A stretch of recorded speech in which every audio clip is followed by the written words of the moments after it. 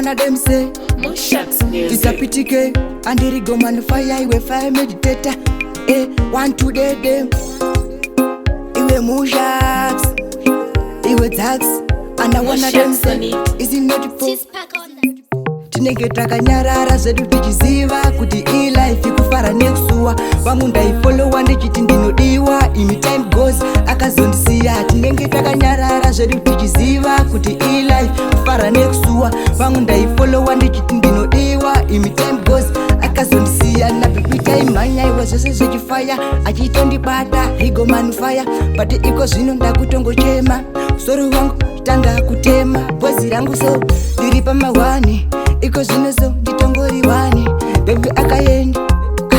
kutakunge muchinda mumwani munofo tinenge takanyarara zvedu tichiziva kuti e-life ikufara nekusuwa vamwe ndaifollowa ndichiti ndinodiwa imi time goes akazondisiya tinenge takanyarara zvedu tichiziva kuti e-life kufara nekusuwa vamwe ndaifollowa ndichiti ndinodiwa imi time goes akazondisiya napipita imhanya iwe ndaimuda mwana iye ini futi ndaimuda mwana iwe mai vangu vaimuda mwana iwe ndara vangu vaimuda mwana iye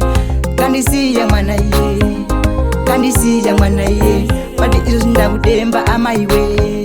ndakudemba amaiwe takanyarara zvedu tichiziva kuti e-life ikufara nekusuwa vamwe ndaifollowa ndichiti ndinodiwa imi time goes akazondisiya tinenge takanyarara zvedu tichiziva kuti e-life kufara nekusuwa vamwe ndaifollowa ndichiti ndinodiwa imi time goes akazondisiya napipita imhanya iwe zvose zvechifaya achitondibata igomanufaya but iko zvino ndakutongochema soro wangu tanga kutema bhozi rangu so ndiri pamahwani iko zvino so nditongori wani bebi akaenda